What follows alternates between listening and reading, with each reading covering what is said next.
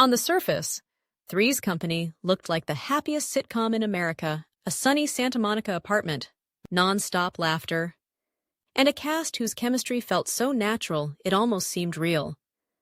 But behind those bright studio lights lived a storm of jealousy, money battles, betrayal, and a career-ending fallout that changed television forever.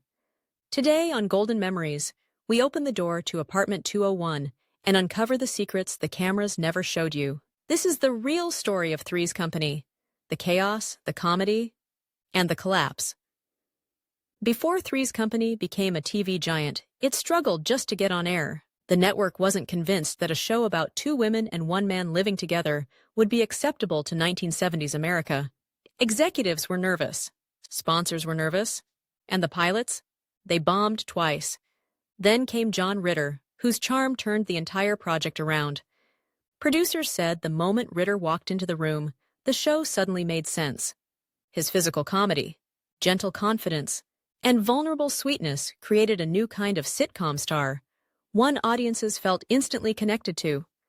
And with him, they cast Joyce DeWitt, the grounded, responsible brunette; Suzanne Somers, the bubbly blonde whose comedic innocence stole the spotlight. Together, the trio made lightning in a bottle. But success has a way of changing things, especially when millions of dollars start pouring in. Suzanne Somers became a national sensation almost overnight. Her Chrissy Snow character, naive, lovable, and effortlessly funny, made her the breakout star. She was everywhere. Magazine covers, talk shows, billboards, commercials, late-night appearances. By season 4, Suzanne wasn't just part of the show. She was the show, and that's where the trouble began.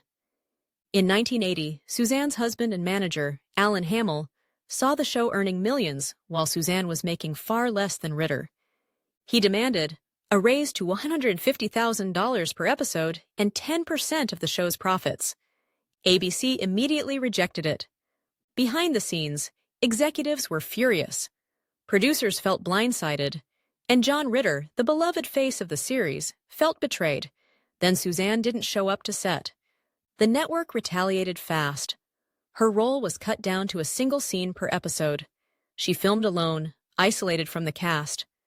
Scripts were rewritten to erase Chrissy Snow entirely.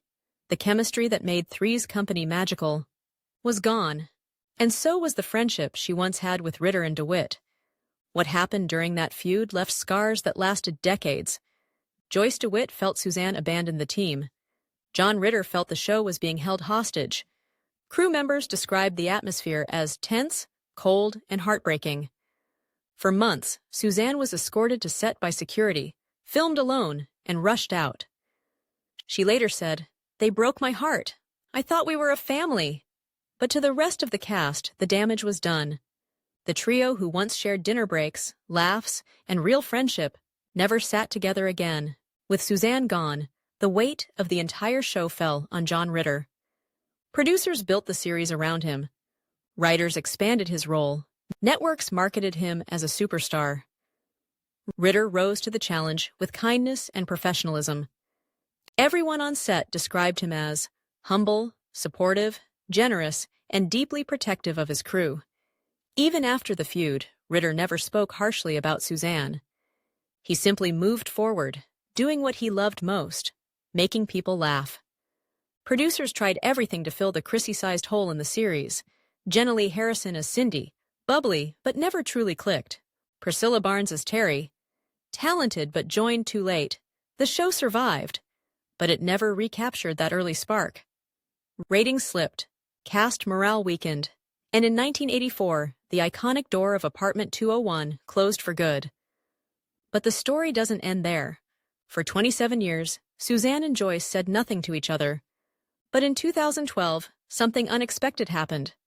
Joyce DeWitt appeared on Suzanne Somers' talk show. Two women who once couldn't speak were suddenly holding hands, in tears. Suzanne apologized, Joyce forgave her, and together they honored the legacy they built. John Ritter, sadly, passed away in 2003, long before that moment.